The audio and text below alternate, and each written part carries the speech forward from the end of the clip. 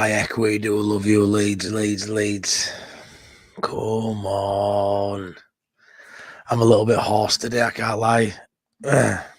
Voice is almost gone, but we keep going. Come on. Honestly, I hardly slept a wink last night. Don't know how I've remained up this late.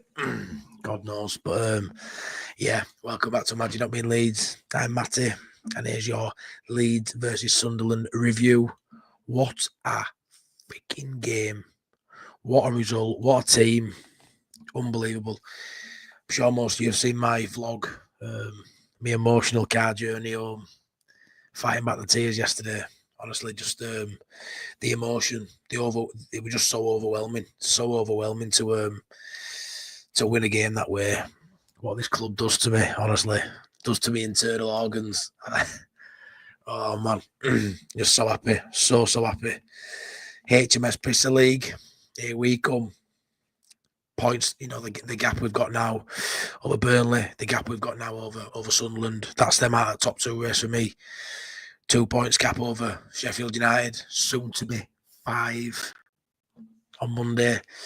And yeah, we just something else now, when you can win different ways. It goes to show you measure your side, doesn't it? We've seen the attractive stuff. We've seen the 7-0, the 4-0, the 2-0 that should have been 7-0. We've seen these games where it's really comfortable for us and we can put, masses of chances on their keeper and we could put most of them away.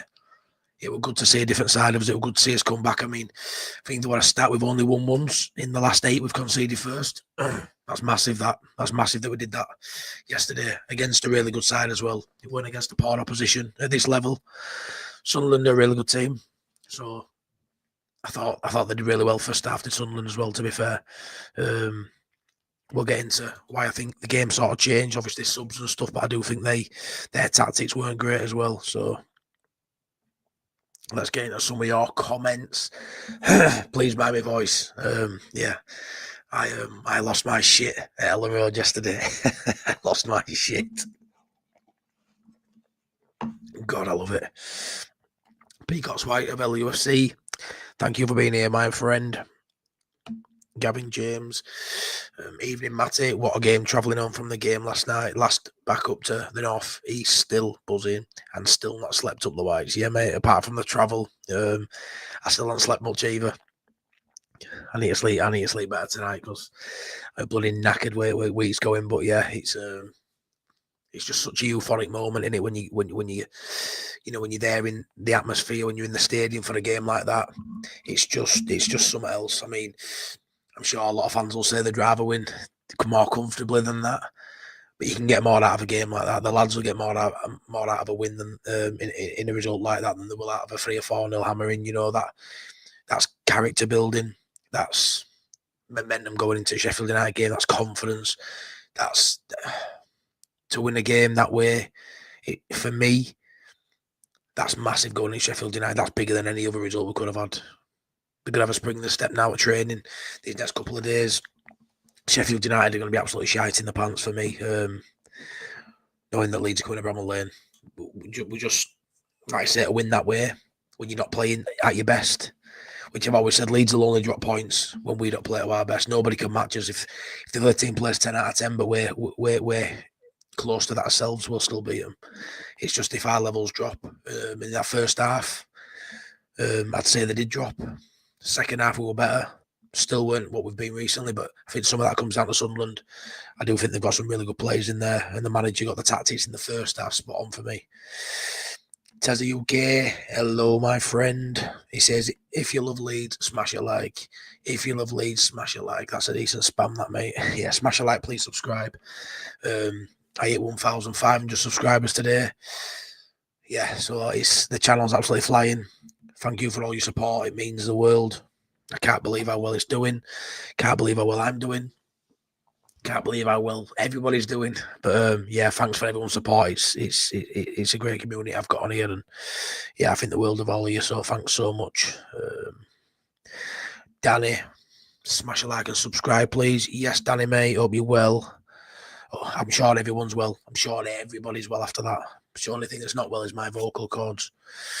Yeah, and if you love Leeds, smash a like. Yeah, come on, get these likes up, get it sent out to more people. Evening Matthew, evening Daniel. Marcus says, evening Marcus, my good friend. Jordan Foster, the brother. All I want to do is do it. Big girl, big girl. Is that because of the hat? All I want to do is do it. Big go, big go. Sounding a bit hoarse, yeah.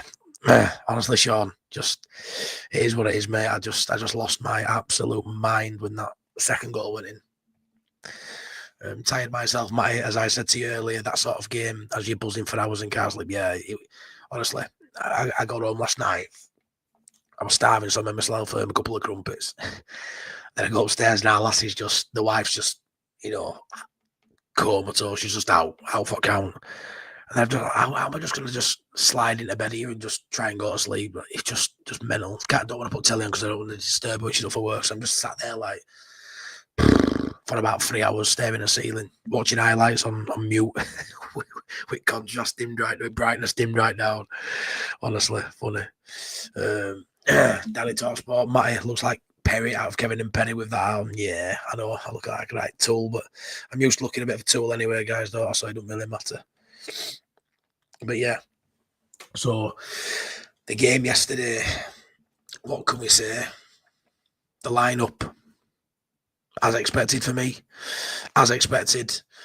I know there were shouts for Rothwell to start with being a home game, and I do think that might be something that happens going forward. We've seen it recently. I did think in this game, though, we were going to revert to a sort of away sort of lineup, which when Ampanu's at centre-half would mean Gruev starts. If Ampanu's at centre-half at home, I think you see Rothwell, partner Tanaka. But now Strauss done what he's done. I think Strauss comes back in, and finally Farker's got the conundrum, that decision that we've sort of hung his hat on all season. Who's he going to pick when everybody's fit? Well, so far, he hasn't really had those options, has he? He's always had one of those key components sort of out. What's made his mind up? Now he's going to have probably Rothwell and Gruev going forward on bench, I would say, because I think Ampadu will partner Tanaka at home and away. But there'll be certain fixtures where it suits Gruev. There'll be certain fixtures that suit Rothwell. And if it's not the fixture from the start, look what Rothwell did as a sub. Like, what an option he is off a bench. But yeah, that lineup, I didn't think there was much wrong with it. And what I will say is I've seen a lot of takes on people saying it was the wrong lineup. In hindsight, it's a good thing, but I understand people saying if Rothwell starts, if Stroud starts, maybe we get those goals earlier, but also maybe we concede two. Maybe we concede two instead of one with Rothwell playing. And don't get me wrong, I don't like the rhetoric that Rothwell's really good going forward and defensive, and Gruev's really good defensive and not good going forward. I've seen Gruev be progressive. I've seen Rothwell be defensive. For me, the better at one of the two going forward or defensively. They've obviously got the main attributes, the main strengths, but they're also good in other areas of that game too. And I will say Rothwell, if he starts, he's still good. His energy is great off the ball. He does trap back. He gets stuck in. So I don't like the fact that if he plays this ultra attack, because he does do a great job in there with Tanaka. But what I will say is, I don't think because he came on, you can say it was the wrong decision not to start him.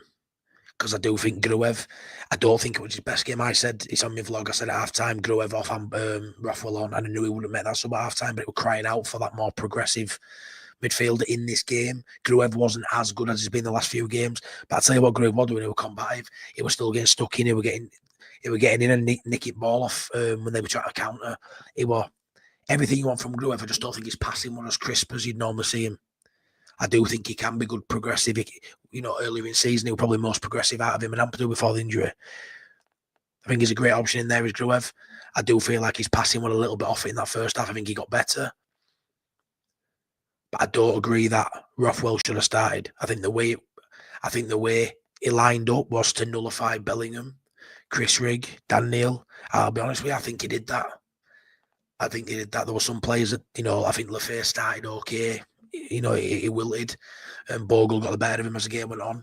But I do think that midfield, Joe Bellingham, I were expecting huge things. If I were expecting him to have a really good game, I thought he was quiet. And Gruev's part of that. If Rothwell's in from start, who's to say they don't go 2 up? There's no to suggest that would have done. But, hindsight's a great thing. You can't look back and say, for me, the game worked perfectly. Yeah, we didn't want to concede. But that wasn't down to Gruev playing. That wasn't down to, as a collective. For me, the tactics were working. It was an individual error on Ampadu's part. But a long ball, it's over top. Great run by Wilson Isidore. To be fair, great player. Really, really rate him. I really do. I think he'll do big things in game. I really do. Strong, quick. Bullied Ampadu. I ain't going to throw baby out with bathwater when it comes to Ampadu. I've seen a lot of people saying, you should have picked Stroud. But we weren't saying that before the game. We didn't want to mess up that partnership. He don't get out muscled very often. Ampadu is a very physical player, but he's not a very big centre half. That's why he's probably better in midfield. But I'll cut him a bit of slack there. He got caught cold on that one. That one attack, and he were clinical. But Isidore clinical. I don't think, like I say, it was a systematic error. I don't think it was down to Gruev playing or any other component other than he just got beat once and he buried it. These things happen in football. When you're playing against decent opposition, they have players who can hurt you. And Isidore hurt us, and I knew he could if he had the chance. One chance, one goal. That's all I needed. I tell you what, though, before obviously they scored that early on, I think it was 5 or 6 minutes in, I've got to give props to Melly. I am over the moon for that lad. I am over the moon for Mez. Where he's come back from to where he is now, you see the confidence of Mez oozing out of him now, giving it stick to Sunderland fans at end of game. It's a total redemption arc. Has he still got mistakes? Of course he has, but a lot of keepers do. Will he make another one? Maybe. But right now, this is the best I've seen Melly in 3 years, 4 years, 3 years. I haven't seen him, and I know it's a small sample size, but it is a sample size now of 6 or 7 games. It's not 1 or 2 games. Like after the Hull debacle, 1 or 2 games. It's now 6 or 7 games. Yeah, he won a clean sheet, but he weren't stopping that in the post. I went across his line and nearly at the other post. It was clinical finish by Isidore. But that double save he made early on, fantastic. That shot from Joe Bellingham at edge of area going in bottom left corner, gets down really well. Can't really do much other than parry it, gets straight back up and makes that double save. Brilliant by Mez. Confidence builder again. For our weakest link in terms of from now to the end of the season, he's always going to have the question mark against him, Mez. He is the weak link in this side. Right now, the best he's been in years, and I'm absolutely made up for him. Duncan, I am evening, Matty. Many congrats on the 1.5 onwards and upwards. Yeah, thanks so much. It means a lot. Thank you. Buzzing with it, mate. Absolutely buzzing. Oh, Danny didn't know this 312th day of me not having a sick today. Oh, Danny, well done, mate. Well done, buddy. Proud of you, my friend. Didn't know that, mate. Gavin, we will done the blunts on Monday 2-0. I hope so, buddy. I hope so.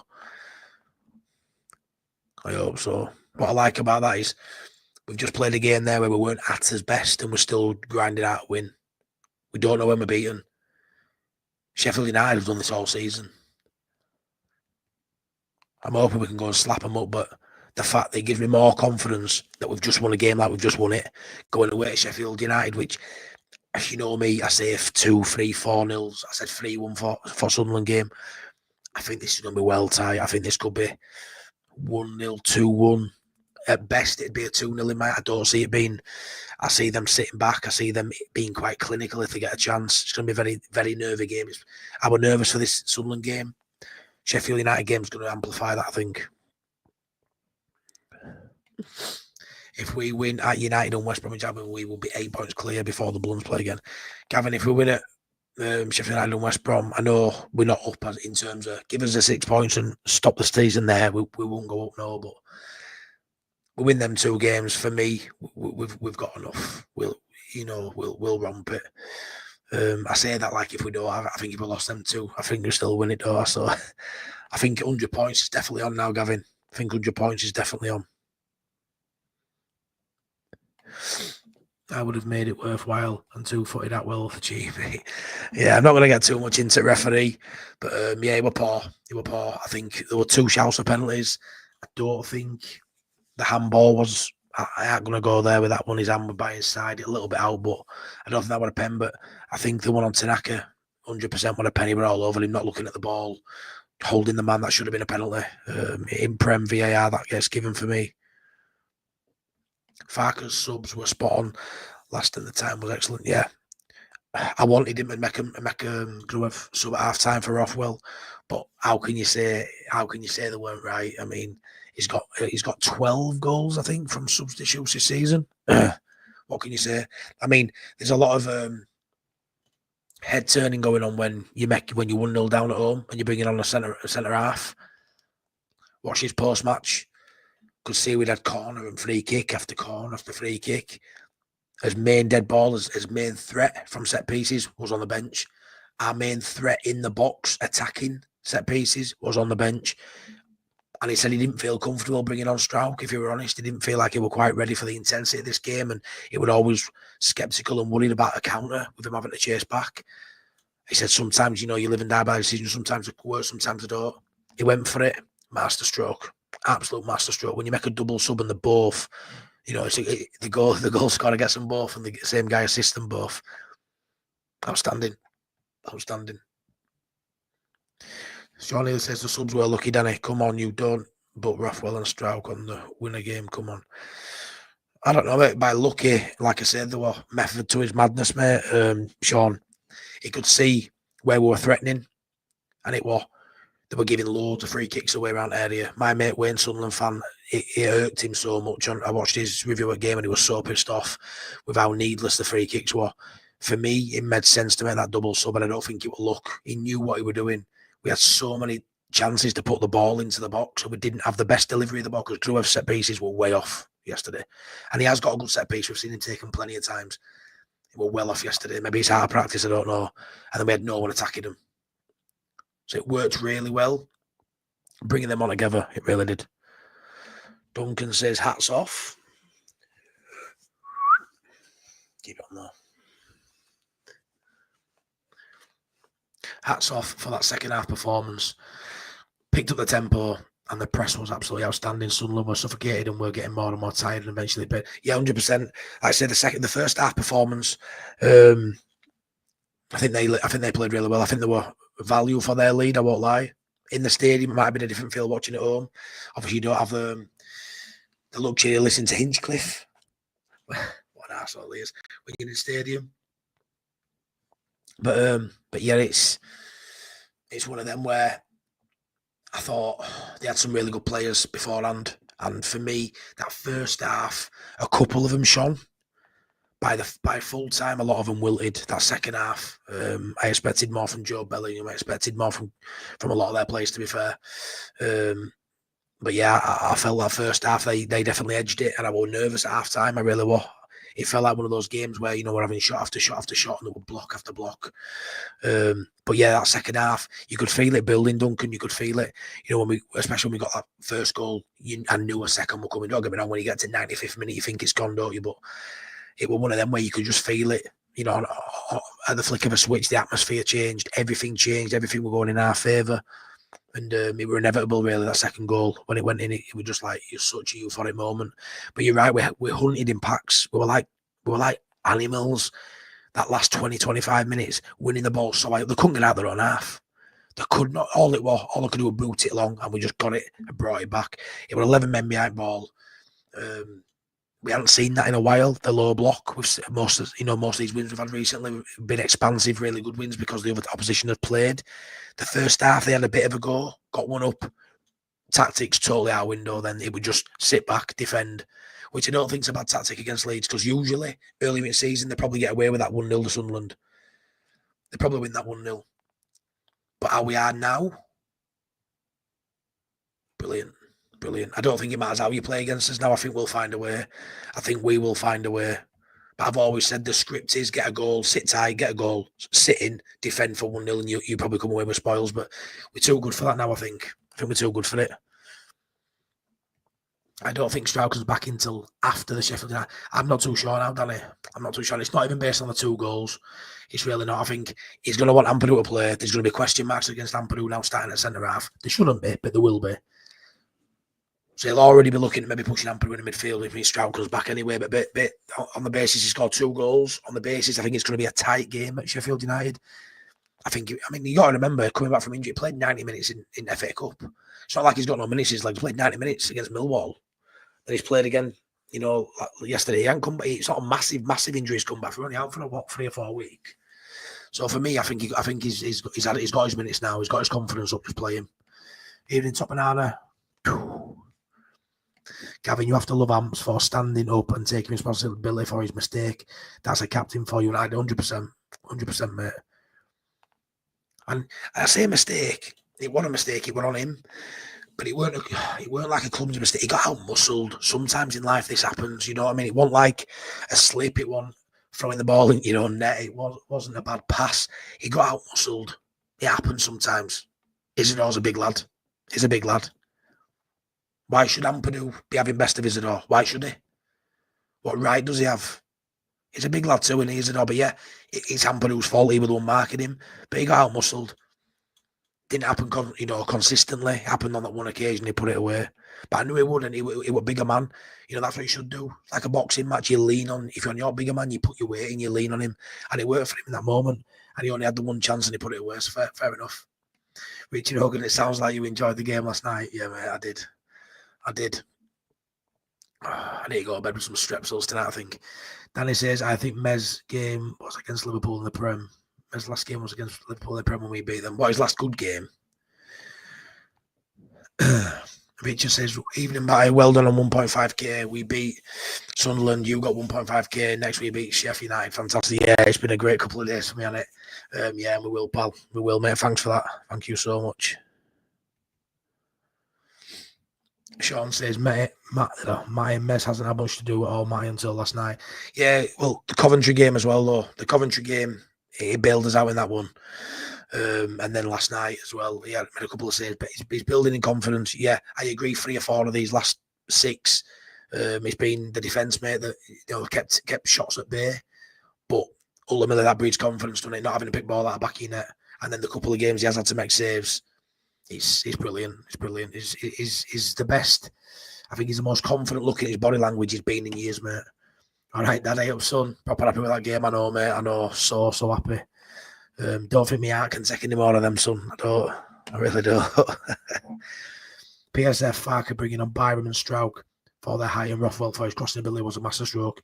And you know I'm not Farker's biggest fan. No, PSF, I know you're not. And end of the day, mate, just because you're not his biggest fan don't mean he gets everything wrong. Either does it, and you can acknowledge that he got the in-game decisions right for me. Some might say it were a little bit too late, but who cares? We'd be speaking differently if we didn't get the win, but we won, so it don't really matter on timings.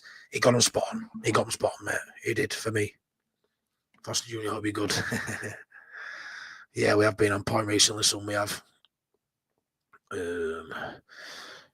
Bad boy Vinny, Danny, sorry for not being interactive. YouTube but just decided to let me know. I was on the gantry with the press when the second goal went in. It was like an earth. Oh wow, mate, that sounds class. Yeah, we're ace, mate. It was so good. Evening, Adam. Hey up, my mate. Do you honestly believe the rugby tackle on Tanaka was a penalty? Yeah, in my opinion, Lord, yeah, I do. Yeah. I do think it was a penalty. All right, I get into that, Stevie lad. I get into that kind of stuff, pal. Chat about the game, mate. Sean, if you watch Rothwell interview after the game, he said he was coming that Farker said he will score a set piece to him. Yeah, he knew what he was doing. Evening, Matt. All happy, aren't we? We are, Stephen. We are very happy. Hiya, Sarah. Hope you're well. Rothwell is something else. I do love Gruev, though Pascal is a beast. Yeah, it's hard not to love them all, Sarah. You can make an argument for every single player in the team, couldn't you? That you love them. Really good. Up in the sky, freezing me nuts off, but worth it, mate. If there's one game that's worth going to, I thought rest of the season it was that one, wasn't it? Regardless of how cold it was. Sarah said, we rattled them. I was sat in the stand saying, come on, boys, we've rattled them. Yeah, when we scored that first goal, they were gone, weren't they? They were gone at that moment. Me too, Danny. Love Mez celebration in front of them. Yeah, that's what I mean. That's not Mez, That's not Mez. That's a confident Mez now saying, come on, I'm here. That's what he's like,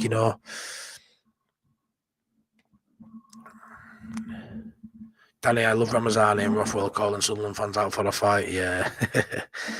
Lord says, did you see the momentum graph? Sunderland didn't threaten much and had Ampadu not tried to share his result. Yeah, I have seen the momentum graph, mate. Yeah, it were all in our favour, to be fair. We absolutely battered them. I just think first half we were off it and it allowed them to have a foothold in the game and ultimately get 1-0 up. I don't think they were brilliant in the first half, but they edged it. They definitely edged it in that first half. But like I say, if Ampadu, is stronger there, it's 0-0, then maybe I'm saying something different. But because they got the goal, I do feel like there's a lot more of the ball in that first half than they had in the second. And I just feel like we're really poor tactic on their behalf to sort of just settle for a 1-0. They should have kept the foot on the gas for me. Top man, please stick a like on the video. Please subscribe if you haven't already.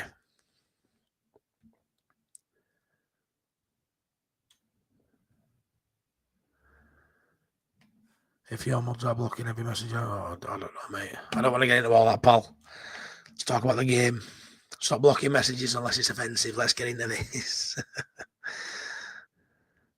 Vinny, I'm the only mod and I haven't blocked you. Yeah, I didn't think so. Subs weren't lucky. Farker said he wanted some more quality on our numerous set pieces and presence in the box. Different type of sub and he nailed. Yeah, Duncan 100%. There were no luck in those subs. They really wanted what it was the exact sort of player we needed in those moments. And ultimately, he got it spot on, didn't he? He got it absolutely spot on. That's what your bench is there for. And that bench yesterday looked formidable. Your bench was got Strauch and Rothwell. It was just scandalous. I mean, Willing on, I didn't even get on yesterday. Sean said Ampadu should have got in front of Isidore in it, and Isidore with the Explorer, he made the same run a few times before the goal.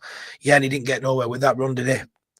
But that one time he did, and people will say it was poor on Ampadu's behalf. No one will know that more than Ampadu himself. But like I say, it was just stronger than him in that one moment. It's not something that continued throughout the game. It really wasn't so.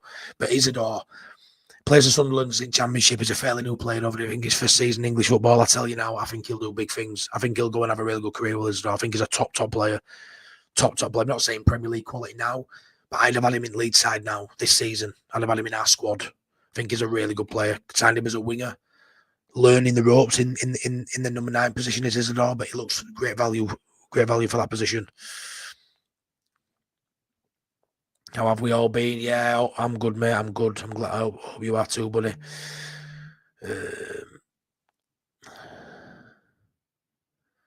Pascal, Gavin says Pascal will be back centre back Monday with Amps back in his midfield role. I think so too, Gavin. I think so too. My son says, love that bucket hat, loves class. I look like an Hyde Doylan, mate, but it's part of fun, innit? Sarah says, I say before the game, this will be another Leicester. I got a text, Sarah, of my best pal Priestley at half time saying this will be a Leicester, and I texted him back and said, off. Fuck off. Just didn't see. I said it'll be another Burnley, another 1-0. And yeah, he was right, the bugger, which he hadn't let me forget about since. Please check out a few of my friends, please, in the YouTube scene. YouTube friends. Peacock of Whites of LUFC, Robbo's channel. Please go stick him a like. He's only 6 off 600. I'd love him to get there on behalf of this channel if you don't mind. Danny Rumsey, my moderator and good friend. Go check him out too, please. Sarah says they're allowed to make mistakes. They're human, guys. Amos saves us as much more than he does. Yeah, 100%. 100%. It happens, doesn't it? He can't be perfect all the time. He got out strength once and they put it away. Fair enough. On about 65 minutes, the tide was turning and it looked like one of those games when you get one goal and you go and get another. Yeah, really did. Really did. Bad boy Vinny had a VIP ticket into the skies above all the media around me. He was really funny. It was like something, hoping we fuck it up here. It was freezing yesterday though, wasn't it, Stevie? How bloody cold was it? Didn't matter when we were jumping around singing at the end of the game, but oh my God, it was freezing. I think Farquhar's the best manager we've had in a very long time. Well, not about a very long time, since Bielsa, yes. And then probably before Bielsa as well, to be honest. Ampadu should actually have dropped off. He got too tight 2 minutes and was too strong. Really good. Yeah, true, Richard. Yeah, he should have dropped a couple of yards and then he'd have been square on them, wouldn't he? Like I say, I think Ampadu thought he could outmuscle him and it backfired. It is what it is. It is what it is. Yeah, people, please check the links out in the chat and give my friends a sub as well if you don't mind. I'm talking credit for the win, turning off that clown Hinchcliffe at half-time and changing channels. It worked a treat. Sarah Mitchell says, I've been on a high all day watching YouTube clips, TikTok clips. I've been on it too. Just all day. It's been class. It's been class. Stevie says, if anyone gets offered a seat on the media gantry, say no thanks, unless it's in the summer. You don't get that harmony of the sport as the game looks like you need binoculars. Was the Burley Banksy up there as well with you, mate? Andy McVeigh. When he was on my channel, he said I think he sits somewhere up there. But yeah, right. Without further ado, I'm going to bring a guest on tonight. You know me, I don't normally have guests on. I like to do solo, but because I'm losing my voice, my good friend Paul travelled from Wales. So a bit of background story on him. Chatting for a few months now. He's quite big on TikTok, to be fair. He's Paul for just being a funny guy. Just being a funny guy, not even Leeds related, but he's just a top guy. So yeah, met up with him yesterday. His first ever Leeds game. Been a fan for years. His dad's been a fan for 56 years. I spoke to him on phone yesterday, which was really humbling, really nice. And he, come from Wales, 5-hour drive, I think it was. His first game. After 75 minutes, I was thinking, what the chuff has he come to here? And then that happened. So I want to get him on. He can talk about his experience coming to his first game. There we go.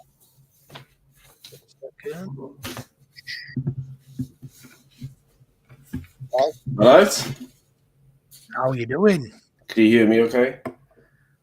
I can, mate. I can hear you fine. Well, I think I picked the best game to go to. I'm not going to lie. Mate, you couldn't have picked a better one. After the first half, I was seriously contemplating whether the 5-hour drive was worth it. I mean, but it was. The first 15 minutes, we just seemed lost to me. There was nothing really. They couldn't keep possession of the ball. They didn't look comfortable in what they were doing. And I remember thinking, after watching them on TV and stuff, do they just make them look better on TV? Because it's this isn't the team that won 7-0, 4-0, 2-0 in the last 3 games. No, we didn't start how we normally start, Paul. We normally start like an house on fire. And it was definitely a slower start, mate, than expected. I was expecting early goals, from us. How did go back to waking up that morning? How did you feel? What it like a kid at Christmas now when you were going to your first Leeds game? Were you buzzing? Yeah, I only had about 3 hours sleep. So excited. Yeah. I left at 10:30 then. I think I got up there about 3:30 and then checked in then. And then I went down. I hung around the stadium for about 3 hours. Really? Yeah, going in the shop. It was freezing as well. It was nice in the day. The sun was out, and then it went freezing. Well, you got outdone, mate, as well. Because I thought, he's travelled 5 hours. I know there's a lot of people travel from all over the world, but did you hear about this guy, the Japanese fan that travelled 5,600 miles on his own to go to a game? Can you believe that, mate? That's nuts, isn't it? That's true commitment. It's Tanaka. We're going to see a lot more of that when we go to Prem next season. It's going to pull in a whole new audience to deal with that Japanese market. You see it a lot, mine, on TikTok and stuff with Japanese supporters of Leeds and stuff. Yeah, showing they're watching the matches. So, Leeds is a worldwide team. So I want to get your opinions on the atmosphere at Ellen Road, right? So before the carnage at the end, because you were in the cheese wedge, which is a decent spot. It's as lively as you're going to get it right outside the south stand. I've been quite critical of the atmosphere. I think it's more just expectancy. I think we're always waiting for something to happen. When we're 2 or 3 up, it's what we expect. So we don't tend to be singing all. It's quite a timid atmosphere at times. How did you feel up to the first goal? Did you feel like it was, in your eyes, was it still a really good atmosphere? Because for me, the Sunderland lot really brought it yesterday. Yeah, they really brought it, didn't they? What did you think of the atmosphere pre-goal? I think the atmosphere, especially around where I was very up and down. You hear the older heads behind me and stuff shouting and swearing at the players, say, "Well, heck you doing?" Blah blah blah blah. And then the next chant, then they say, "We love you, Leeds." Do you know what I mean? So they kept it going up and down. I think it was just frustration more than anything. 100%. Nervous energy, weren't there? Really and it was so nerve-wracking. Especially when we were 1-0 down. And then when the half-time came, then obviously everybody was hanging out by the cheese wedge, where people go for the smoking area and stuff. And everybody was just I don't know, not feeling their best. When that first goal went in, mate, Roof came off with second one, but when that first goal went in, massive sigh of relief. Did you feel? I felt a flick, a switch flick at that moment, and I know it didn't happen until 95th, but I just felt there were another one coming, because at that point, mate, there were nothing coming back the other way from Sunderland, were there? They were just sitting ducks at that point, weren't they? Yeah, I think a lot of this to do with Farker. Fair play to him, he made the right choices with the subs. So he saw that we were getting set pieces after set pieces, and we were doing nothing with it. And he brought on then Rothwell, which is amazing on set pieces. So his crosses were so bang on. Be honest, how many times have you watched back the goals today? How many times? I've watched about 20 different highlights. So. That's another thing, see, when you're in the stadium, you miss so much. Do you know when they scored the goal? Obviously, the side I was on, no goals on my side, are they? Because no, they won't. They scored it down the other end, then half time swapped over, they get back down and scored more. Yeah, they kept away from you. Yeah, it's pretty good. But yeah, because obviously we're so far away and stuff, they scored. And it takes a while as well, because when they're all gathered on the goal area, I'm just waiting for the fans to start screaming, because that's the only time I know.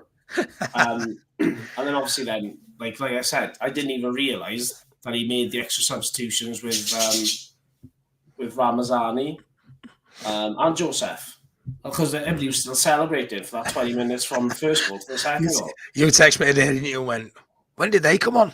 Yeah, I know, mate. It's just you were at the game, mate. Once that first goal happened, it was like a dream. Like, it was just, everything was just phased out. Everybody was just everywhere. Nobody was in their designated seats anymore. People are just jumping around everywhere. Oh, it's mad. Yeah, no, it really isn't it. I was sat in top of East and I could see you from where I was, like I say, and I was dreading it, thinking if he's come to his first game, because I've been to many games, and when it's 0-0 and you don't have that euphoric moment of a goal, regardless if you win or lose, in that single moment of getting a goal, I was thinking, oh God, if he's lost wages, paid all money for hotels, travelled all this way for nothing, not even a singular goal, I'd have been good for you. So I think I was cheering more for you than I was Leeds at one point. I think when they scored the first goal, I was like, I'll be happy with the draw now. I couldn't take anymore. The nerves. Oh. To be fair, when you won down, 70 odd minutes played, I would have took a draw at that point, and I'm not one for taking any offer that's given to me in life. Really, I'll always go for more, but I would have snatched your hand off at a draw at 70 minutes, so I just didn't see it coming.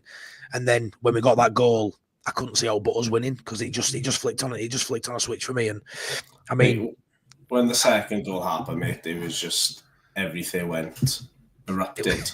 Everybody was jumping in. I think people breaking seats, everything. It was a good job game ended as we scored that goal, really, wasn't it? Because there were no seats left for anyone to sit. It was just preserved, man. But when you look back at the footage, with I predicted riot. You'll have seen last season at Leicester. Those videos that just look unreal. You were in middle of that yesterday. Yeah, I know. You're actually middle of that. And how good does it look when you're looking at those clips today? I mean, the songs they play just mean you've got I predicted riot, obviously marching together. You've got Joy Division. Leeds are falling apart. You've got AO, let's go, like just back to back, and it's like a concert for about 10-15 minutes afterwards, isn't it? Yeah, it's mad. And I don't know, it's just one of those experiences, isn't it? Probably one of the best moments of my life that goal was. Do you know what I mean? Because I much prefer that, even though it's so nerve-wracking and stuff. For that last goal to come in the last minute of that game would be better than if we had done 5-0. Yeah. You said that it meant so much more. Do you mean it meant so much more? 100%. And it shows, doesn't it, Paul, when we're going to be having some really tough, I say tough games coming up. I do think, Sheffield United's tough. I do think even your games against Millwall are going to be tough. We're losing to them twice this season. We've got to go away to QPR where we lost last season. Games like this, though, when you nick a win like that at the death, when you haven't played your best, that sets you up for those harder games. And it's all right blowing teams away every week. Sometimes you need some difficult games just to test you a little bit more, and the confidence you're going to have. If we would have lost yesterday, I would have been really worried going into the Sheffield United match. I agree. I mean, now, like I say, I don't accept no offers, but now a point for both would probably be a good result now, would you say? Yeah, go for the win. Oh, go for the win, 100%. Have you watched them play, though, in the last few matches? Sheffield United? Yeah, they're not really that good at attacking. Like, they're scraping. They haven't been all season. They haven't been all season, Paul. They've been very average all season. They've got some good players in there, but they just play I say boring. It's not as bad as Burnley, is it? They actually do get a bit better than Burnley, but they're both shite to watch. Both shite to watch. I think if we have a draw, then I reckon it'd be because we're on the top of our game, but they're playing their best. I reckon. Yeah, I agree, mate. I agree. I do think I've said we don't lose again, which sounds ridiculous with 13 games to go. Do you see it possible we hit 100 points, or am I just pie in the sky there? Well, yeah. What's the next? Is the next 5 games get us 90 points? I think so. So that's another 9 games. Yeah, no, thereabouts. No, is it 13 games left? 13 games left. 13 games left. So there's 39 points to play for. So we got to win 5 games, and then out of the remaining 8, we've got to get 10 points. Yeah, sounds doable. It really does, doesn't it?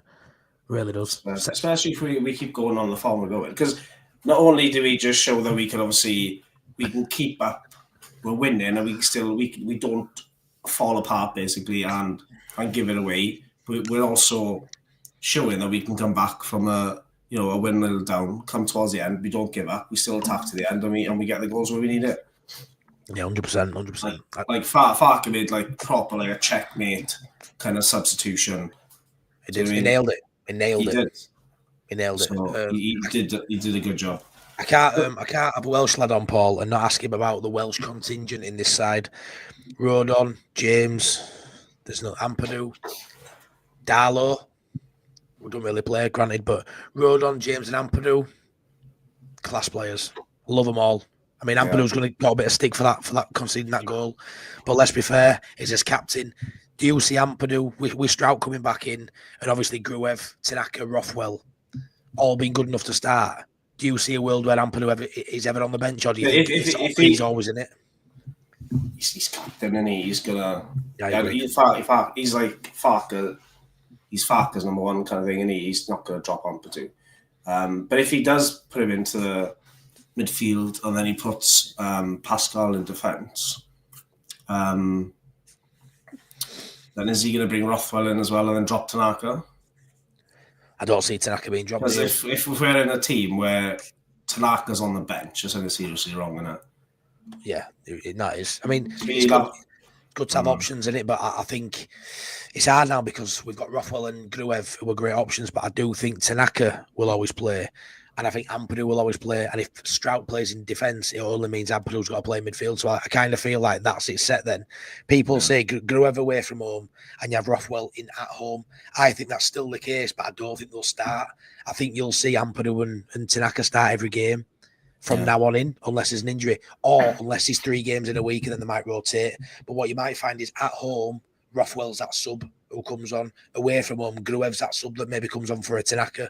But I don't see much rotation in that midfield, personally, unless there's injuries now, because I do think he loves Ampadu, and Tanaka is the best, I think, of the 4. But it just shows how much of a good situation we're in, to be honest, though. So we've got players on that bench that we can bring in for all different situations, strategies. Do you know what I mean? Like, yesterday was a perfect example. Because normally the first subs, he'd change the wingers, wouldn't he, normally? But he saw the issue and he sorted it. Well, let's be fair. Look how many corners we were at. We had 10 corners yesterday, and they were giving us so many free kicks around edge area. And Gruev's delivery, I don't know if it annoyed you while you were there, but I were getting really annoyed with delivery of those set pieces because I know Gruev can do better than that. Gruev's good, but when you've got Rothwell sitting on bench and I think we had 5 free kicks into their box and 10 corners. That's 15 opportunities unmarked to bang a ball into box. You need Rothwell on pitch, but you also can't have a player on the pitch just for set pieces, which I know he brings more than that, but I just don't see him starting many games from here on in. But as an impact player, he's a great option now. Great option. And you know what you're going to get from him. Getting Pascal in them for the connection, because nobody else can see the head of the ball. Well, not properly. Do you know what I mean? But he's good at winning it. He's been called 50p head quite a lot as Pascal Strout, because the amount of times he wins the ball in the air and it goes wide, but he looked really dominant yesterday when he came on. He looked really, there were only one guy winning that ball both times. That atmosphere completely It was emphatic. It was emphatic. Really was. I mean, you've got to think, you've got people like Willie Nonto not even getting on pitch. That blows my mind when you look how strong that squad is. I mean, you've got Vober out and Bamford out. You don't even feel like you've got anyone out. When you look at that bench, it was so stacked yesterday. That was probably the best bench we've had all season. because you think it's been good anyway, but having Ampadu and having Strauch and Rothwell on there as well, that bench it was unreal yesterday. Joseph, Ramazani, Nonto, it's a joke. It's an actual joke. It really is. Duncan says our points per game tally would now put us on 100 points. Yeah, on average now, the amount of points we've got will end on 100 points. It's a scary situation for anyone playing Leeds at the minute. I mean, how did you feel the wingers played yesterday? Because obviously, I feel like they sort of nullified Solomon a little bit. He got a lot of ball, but he didn't have much beating of their right back, which was a good player. Trey Hume and Sirkin, their left back and right back are really good players. I feel like we got more joy down right with Bogle and James, but there wasn't much room in behind for James to do his normal stuff. But tell you what, didn't stop working. He worked always through. His shots were really on target, weren't they? But at the end of the game, everybody's going to have a bad game. There's no point stressing over it. At the end of the day, that's why we've got the team, innit? If somebody's not performing, then we've got the other players then to obviously make up for it. And I think that's why we're lucky, to be honest. Yeah. But do you reckon that was a pen? With which one, the one on Tanaka? Yeah. Yeah, I do, mate. Yeah, I mean, there's a blatant rugby tackle, isn't it? Yeah, some will say it's soft. Some might say he were looking for it, but I'm not being funny. When the guy's not looking at the ball and he's got his arms wrapped around your body, it's a penalty. You've seen penalties given for less than that. Yeah, I have, 100%. Yeah. He should have been. I mean, I thought the ref was rubbish, but like I said, I don't think it's something we need to talk about really. But are you sure they changed that ref then? Because you said the one they changed it. Yeah, they changed it. Like the supporter. Yeah, he's a Leeds hater by the looks of it. The ref we had wasn't a Sheffield United fan, but he was a Leeds hater. Like literally, we were going in for the challenges. We were touching them, they were jumping on the floor, they got a free kick. We were getting ragged around. Do you like the situation with Melia when that player stuck his legs over his head? Well, Luca 9, I think he's called. He is just a shithouse player. He's got for me, he's a very, very average championship player, played in a better side than probably where he should be. And he's just a shithouse, Paul. And to be fair, they were dirty all night, to be fair. I mean, I think all the players pretty much ended up on a bloody yellow card. I felt like, I can't believe they didn't get red. Yeah, I can't believe he didn't get red. Let me just read this comment. How are you? Hiryu? Sorry if I'm pronouncing that wrong. I love this though. Game last night legit brought me to tears. The last couple of years I was a casual English football fan. I chose this club this season and I'm grateful I did. We're winning the league. Mate, that's such a good comment. You've picked the right club in my opinion and everyone's opinion here. You're going to have some heartaches along the way, but it makes the victories more sweeter. We are the greatest club in the world, and a lot of it's down to fan base as well. You've picked right there. That's a great little comment to read out there. Thanks so much for letting us in a little bit there. Danny says, welcome to the madhouse, Hiryu. I'm crap at pronunciation, so where are you from, mate? Let me try and get your place right. Where are you from, Paul? You gonna try it again? Go on, what is it? Llanelli. Linelli. No. double L. Yeah, but I don't do that. A double L's just Lily. No alphabet. It's Llanelli. Yeah, but that's not two L's. Yeah, try it. Llanelli. Llanelli. Nearly, you said Nesso, the second L. Just forget it. I'm rubbish, mate. I'm just embarrassing. Everyone in chat knows that double L doesn't sound like that, mate. It does, don't you? I'm so bad, mate. Honestly, my pronunciations are so bad. Double L is another letter completely. It's separate from the L. Yeah. Like a CH is a... That is like Japanese, that. That really is like Japanese. That really is like Japanese. Let me see some of these here. Bad boy Vinay. So Stevie says, Matty, being up in the sky showed just how bad Grove's corners and free kicks were. It was astonishing how he couldn't get the ball to the nearer opponent. He couldn't get it above his head. It was he didn't beat the first man most of the time last night, Stevie. It was really poor for Grove, because thing is with him as well, Paul, Gruev actually has a good delivery. He's technically a really good footballer, is Gruev. So I'm more annoyed that he dropped below his level when we had so many chances. Hence why he was the one to make way, really. Wayne, how Sunderland didn't get more cards than for... Yeah, honestly, obviously when you're watching games, you can't really remember who's been booked, can you, when there's so many getting handed out. But at one point, I think it was about 70 minutes in there play. He got a yellow card. I was adamant he'd had his second. By end of game, I could not believe there wasn't one man have 2 yellow cards in that game because it felt like they all had them. They were very physical, which I think took us by surprise in that first half. And I feel like we bottled it a little bit physically in that first half. I think they bullied us. I think the second half we got a rocket up his arse and we came out fighting and dug in. Because things in this league, Paul, it's not like Premier League glitz and glam and that. You know, you do have games in Championship where it's dogged, and you've got to stand up to that physicality before you can show your quality. And if you don't stand up to that physicality, you can get beat by mediocre sides in this league just by being bullied, can't you? Yeah, that's the thing. Yeah, that's the Championship. It is. No, 100% it is. Their keeper got booked, didn't he? In the end, for time wasting. He did it all the way through. Our manager got booked. Touchline ban now for Farker. That's his 3rd yellow at season. I love that. I've tried looking for clips of him overreacting with the celebrations. I haven't seen nothing. Well, what are they trying to say he did? He ran on pitch, I think, by a few metres and was celebrating with lads. I mean, what are we doing here? That's ridiculous. What are we doing here? The importance of that goal. He's lucky he didn't take his clothes off as that streak. I'm not being funny, but the powers that be in football, right? With all the bullshit and money that's in football, they should just look at a situation like that and just be like, it's just human nature. Do we want, right? Because this is what football is now. Do we just want fucking robots, mate? Is that all we want? Do we just want robots? Read this sheet when you're speaking to media. Don't react to this. Don't do it. Fuck off. Come on. It's football, man. I want a manager that does that. I want to see my manager running up and down. I want to see emotion. I want them to be as invested as I am. Yeah, and he was, to be fair, wasn't he? Yeah, I mean, you can't take your shirt off and all that shit. If I took my shirt off, I'd expect a red card and banned for 9 months, mate. I get that. But not a footballer, mate. Like, come on, get over it. It's made in all these stupid little rules, mate. Honestly, pisses me off. Grim Reaper, thank you very much for your super chat. Much appreciated, mate. You know, I really appreciate that. So thank you so much for doing that and hoping for 100 points. MOT, 100%, mate. 100% to your 100 points. I think we get there. What's the points record? Is it 104? I'm sure Danny will let me know in chat what Reading got, because I think it's going to be very hard to get to that, but I'm going to tip us to do it, you know me. Possible.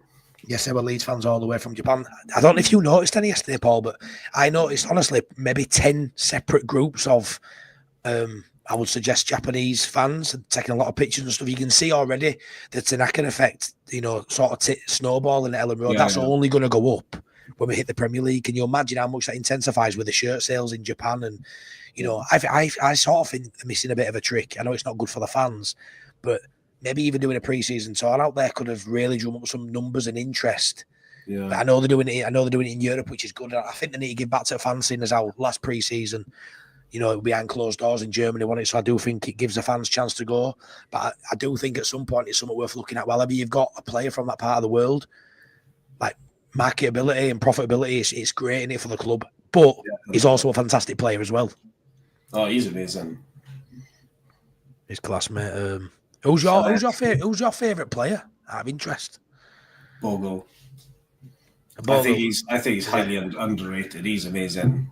He's class. Well, the thing is now, I don't think he's underrated now. I think he was maybe a couple of months ago. I think he's not underrated. I think it's just a position because he's a right back. You don't get the glitz and glamour, your wingers and your strikers and that, do you?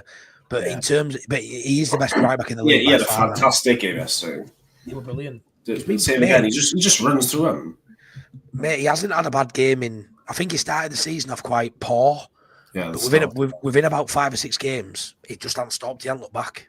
He has not looked back, and he's so good at doing both sides of the game. And he looks like he's going to score or assist every time he's up the pitch, but he can also get back, and he's so good defensively now, which I didn't think he had that. Sheffield United fans told us he was shy at back. Bollocks. But it just took him a few weeks to adjust. Yeah. So good. Better than prime Luke Ayling anyway. And he wasn't a bad player when he was in his prime. What do you reckon the score's going to be on Monday? What, against Sheffield United? I think 2-0 Leeds. But very tight 2-0. Yeah, I do. Yeah, I think 2-0. I think it's going to be something like that. Yeah, I think we'll score in first half. They'll have to come out and we'll get a goal on break. But yeah, I think it's going to be tight. I don't think it's going to be an easy game, but I think 2-0. What did you reckon of Pino's performance? Levis Sandler's great. I thought he was outstanding. It was like a battering ram. He was getting ball. He was bullying people. He had one of it. For me, Paul, he didn't get a goal or an assist, but that's one of his best games I've seen him play in a Leeds shirt. In the flesh at Ellen Road, that's one of the best games I've seen him play. Yeah, he had a good few strikes as well, didn't he? And he wasn't just hanging about, like, he was running around. Yeah, he put himself about, didn't he? Like. He put himself about, and he really did. He was linking up play. Usually the ball bounces off him. He didn't. Because that's why a lot of people say he can't play in 10. He actually dropped deep yesterday on the edge of the area. The ball stuck, and he was able to, weave out and start a move off and pass it out wide and get in the box. I thought he was outstanding. One of his best performances in the Leeds shirt for me, and he didn't even get a goal, which was really bizarre to say, really. Darren says they were shocking up there earlier in the season. They should have been down to 8 men. Not as bad as last night, but yeah, I honestly don't know how they didn't get a red card yesterday. I thought 09 were, worthy of a red card at some point last night. It was shocking. Yeah, he was wasting time a lot when he really was. Sarah says, work in the morning. Take care by all. Leeds. Thank you very much for tuning in, Sarah. Matty, that fourth official, has made sure Farker has had 2 of them yellow cards this season. Yeah, I heard that as well, Paul. I heard referee didn't notice whatever Farker were doing that were wrong, and he was fourth official that snitched him. I just thought, you little snitch, man. What are you doing? Yeah, fourth official needs the yellow card. He does. Top Banana says, smash a like and subscribe, please. Yes, please do. You know what I love about this, Paul? I love that me and you are doing this now. We've got 53 in chat, which is class for me. And I know your dad's one of them. I love that. Yes, he is. Say hello to your dad. Come on, make me day. Say hello to him. Marty wants to get you on here, so we'll have to sort it out and you can come in and have a chat on this. Yeah, man. Be good. You took me by surprise yesterday. I walk out, everyone in chat, I walk out of the stadium. I told Paul where to meet us next to Clicky Muriel, champion sign on the side of Ellen Road. I always meet Priestley there after the game. And my stepdad and my brother were there as well, which I didn't expect to see. They didn't tell me they were going, the buggers. But anyway, I see Priest, I see them, and Paul just, before I even get to Paul, just hands me a phone and goes, it's my dad. And I'm like, what? Speaking to his dad. No, it was such a surreal moment, having you up for him, mate. We're class. And that's when I found out who scored the second goal. That's how hectic it was in the stadium. Yeah. You walked out there. You I didn't know who scored. I didn't know who scored that second goal. It was the other side of the pitch, and I just went nuts. I just went nuts, man. I didn't realise it was Strauch. I didn't have a clue. And if I'm honest, I didn't give a shit. I didn't give a shit who scored. But yeah, who scored? Strauch. I thought it might have been because when they were going round, he got pushed at South Stand, didn't he, to do his on his own. So I thought, maybe he got the second one. But yeah, to be honest, I didn't even notice who got it. It was just carnage just when the ball went in back in there. With that goal, obviously you watched it about that many times. Do you think their keeper would at fault a little bit for that second goal, or do you think the ball was just that quick and that crisp? Well, do you mean it flew past he him? Moved away a bit, then? It flew past the keeper, didn't it? I didn't think it'd get to Stroud, but it did. Oh yeah, it was a perfect assist, wasn't it? On his left foot as well. On his left foot. I think that's all you had to do with that was just touch it. It was going in, didn't it? Yeah, both of them. Even Thurston were just a little glance in it. The ball was that good. He didn't really have to do much for either, did it? Just a glance in it. I thought first one barely touched him. Second one, he couldn't miss. And he deserved that for time wasting so much. Yeah, no, he did. There you go. Danny's put 106 points. It's a points record. Andy Rose put 105. It's around the 100. Yeah, it must be 106. And yeah, he's put it again there, which is mad. Son has the Korean fans at Spurs. Yeah, he does. Big market there. Hiryu says, I do think Sunderland is the best side we've faced. I have no doubt we'll go to Bramall Lane and get a win. We've got so much momentum. I don't think we'll lose the rest of the way. I'm that confident. I love you, mate. Yeah, me too. I've said that. I don't think we'll lose rest of the season. Big ask with 13 games to go, but momentum's a massive thing in football, Paul. It's a massive thing in sport. Like, that winning feeling, like even losing. If you get a couple of losses back to back, that can soon snowball and you can't get out. You can't get back to winning ways. Just on flip side, when you're winning and confidence is high, you can just keep going, can't you? Yeah, yesterday's probably one of the hardest games we're going to face out until the end of the season. I agree. I know, QPR away, maybe, and like your mate was saying. I mean, when you look at it, right, I think when you look at the individual games, Sunderland and Sheffield United were the outliers in terms of they're up there. They're the better sides in this division. QPR, Millwall to come. Individual games, when you look at how poor they've been this year, we should be beating both of them teams. It's more just because of the history, which I hate going off history. I hate that whole, it's a Leeds thing and mental scars. I hate all that. But every time I say that, we get beat. So Millwall, full well, Paul, I'm going to say, we're going to fucking stuff them 5-0. And we'll probably get beaten. I'm fuming. It does my head in. I back them all the time, but I should be backing them against Millwall.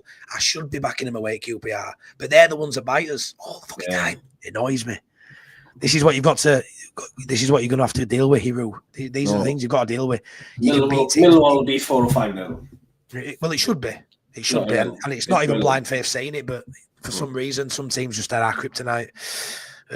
If Leeds hadn't had an underwhelming first third, you'd be talking records, but those lacklustre draws were momentum killers. Yeah, even as away form, Andy, certain parts in this season were out of away form. If we'd have picked up 2 or 3 wins there when there were draws, like you say, a points record would be on, would be 9 clear now, and we'd be in dreamland, wouldn't we?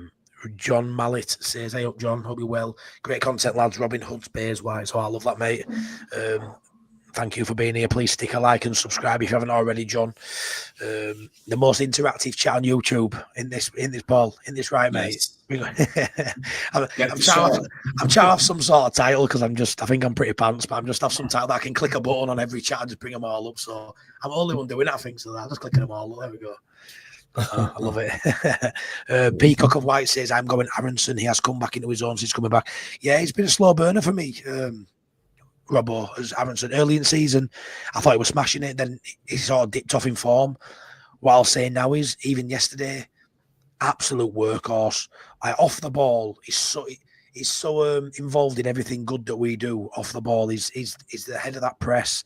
He starts that press. It's just, I think he's just a nightmare. Like, there were a couple of times yesterday when he loses ball. He's very irritating. He holds ball too long. But I tell you what, when he lost it twice in particular yesterday, when he held it too long. And as soon as he lost it, he got back and he won ball back and nicked it away, and we were on another attack. So for all his frailties and problems in his game, he gives you so much off the ball that half the time he wins back any time he's lost ball anyway. What are your thoughts on Aronson, Paul? I rate Aronson. He's a trier. Like, he puts 100% in every game. He doesn't stop running around. Is that enough? Is that enough? It's working.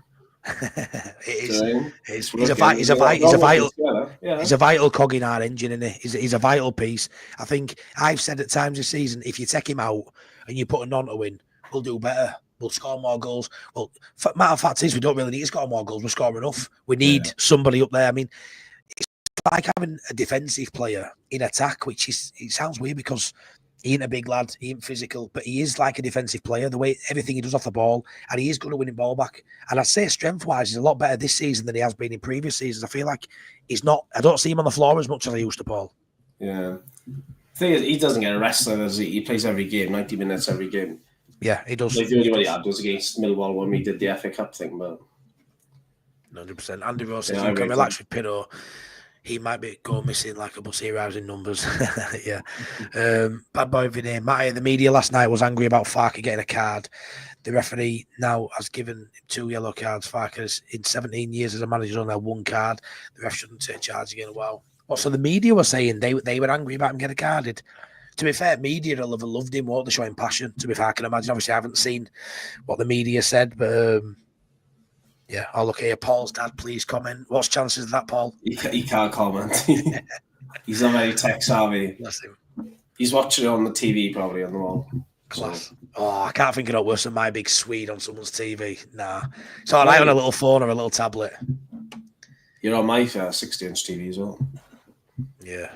You were surprised when you saw me yesterday. I don't know what Paul would expect. You were expecting like a dwarf size man. I expected a 5'4" Ricky Gervais kind of guy. Were you expecting me 6'2" like? Were you expecting me to be a dwarf? Yeah. Nearly.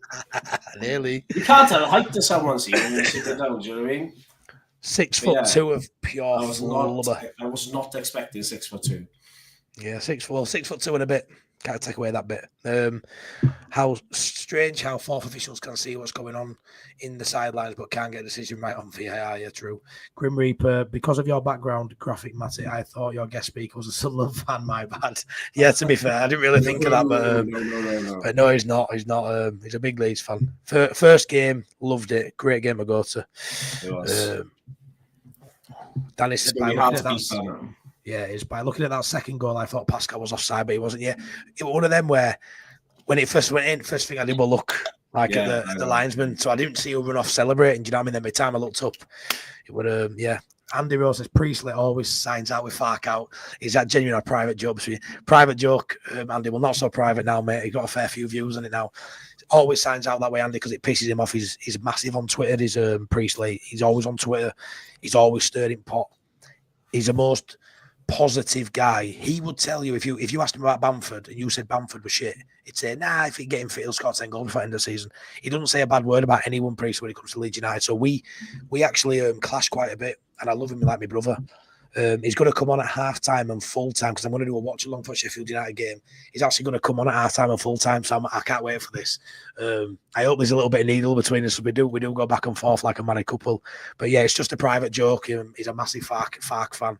It's more just because everyone says it, he just goes along with it. Michael Gott says Sunderland is a good side and a good young side too. If they don't go up this year, keep on going on their present path. The future's bright for them. Took us all the way. Horrible to lose. Yeah, it's horrible way to lose. What do you think of Sunderland in terms of when you look at them, Paul? Really good young talents. You Joe Bellingham's, they've got Chris Rigg, they've got Isadora from all young talents. Problem is when you're a team like Sunderland, can you keep them if you don't go up? I know that's the issue, isn't it? So then you're starting again, then, aren't you? Yeah. You're starting again if you lose them players. But as they are now, I genuinely think that they deserve to go up with us. I do. If I had to pick a team, that's the team I'd pick. I think everyone would. Let us know in chat. Because obviously we want Leeds to go up. Leeds will go up. Who would you pick in your not who do you think would go up? Who would be your pick out of the likely candidates to go up? Who would you pick to go up? I'm pretty sure everyone would say Sunderland. I'd be surprised if nobody would want Sunderland out of the other two. I'd be gobsmacked. I think they'll finish above Burnley. I hope so. Possibly. I think Burnley with the draws, they're just going to drop. Question for you here, Paul. Paul, what made you support Leeds being from Wales? My father supports Leeds for the last 56 years. But you haven't been massive into Leeds all your life. You've been sort of you haven't really followed anybody, have you? Then all of a sudden, bang, I watch it. Yeah, started watching them 2020 on and off. Yeah, and then they got one of my fathers watching the games, and then progressed there really. And even though you're from Wales, you've never really been into your rugby, even, have you?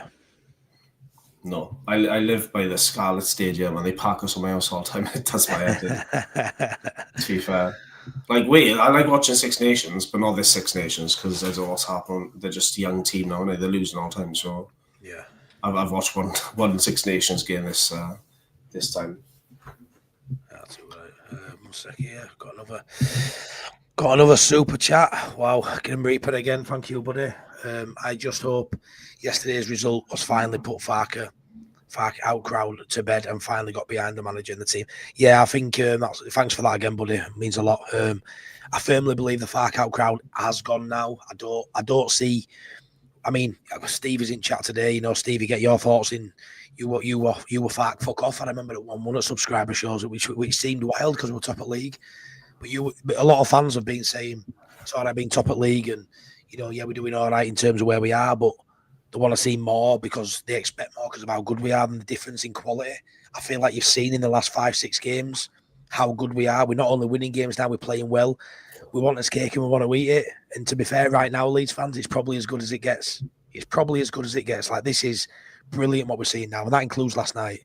Like, you want entertainment? Fucking got it. You got it. Like, come on. You know, if anyone's still Fark out, then go support someone else in my eyes. That's how strongly I feel about it, Grim Reaper, I do. Yeah, you can't fault them. Not at all, mate. Not at all. What do you think about the timing of his subs yesterday? With Pascal and... I'll be honest, mate. I wanted him earlier. Yeah. But it's just too nerve-wracking, isn't it? Leave it for the last 20 minutes. It's just so nerve-wracking. Like, do it on the 60th minute. Just give us a little bit more time to breathe. Yeah, you know what it is? People will say 20 minutes isn't enough to get into a game. If you're good enough, you make any time enough to get into a game. You know, you only need a second to score a goal. And I understand it takes a while, but only a second to score a goal. Pascal Strauss, a centre-half, he came on with 20 minutes left. He got 2 goals. And he's a centre-half. So when you bring in a striker or a winger on in future and they're getting 20 minutes, don't try and tell me it's not long enough. Because Strauch, centre-half, scored 2 in 20 minutes. So there's your benchmark. But yeah. Stevie says, I nearly fell from the rocking gantry. I've never watched football from that. I don't want to go there again. I'm back to the cop. Yeah, get yourself in cop. That's where my mate Priestley is, mate, if you see him punching me balls. Danny says, Matty's favourite meltdowns when we play Millwall, they are classic. They come looking for me now, Danny. They come hunting in packs now at Millwall lot. So I'm definitely going to go stick my neck out line before a 5-0 win. And if we're to lose a game but still go up, if you want some entertainment factor, you want it to be Millwall because they come for me. And my God, me and Millwall go toe to toe. I don't know whether I'd be so brash in front of him because I'm a big soft teddy bear, really. But that's one of the games you should do the watch along with. Watch along, just watch you get warmed up. Honestly, mate, I might just wait outside the way end for them and just with a couple of knuckle dusters on. I'm joking. That's right. They'll expect you to be like 5'2", like so they'll have a shock when you turn up at 6'2". They'll send kids out to scrap with me. And be like, that's the bigger.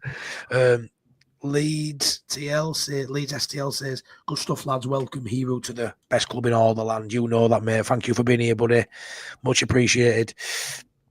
Danny talks about Matty should do a Matty down melt where it would be funny doing to a text. Mate, I don't even know what that means, Steve. Don't have a clue. I can barely read English, let alone whatever that was, pal. There's Danny Rumsey's channel. Please hit the links. Anyone new in here that don't know, go check my friends out.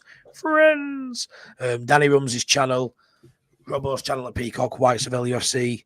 Let's be fair, there's loads of content out there. But if you're scratching around for more after you've watched all the big boys, there's a lot of us down at this bottom end all doing it for fun.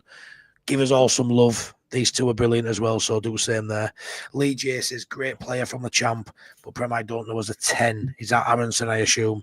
Yeah, I think in Prem, Paul, looking ahead, we definitely need a better option in 10. But Aronson, as a bench option in Prem, again, great option. Great option. Who do you think is Premier League standard now? Melly, no, I'm joking. I think looking from that back, I'd go Bogle, Rodon. I think Strauch. Some people might disagree because that's me saying I'm happy with both centre halves in Prem, but I am, if I'm honest. I am. So yeah, Bogles, Strauch, and Rodon. Tanaka. I'm gonna go Ampadu.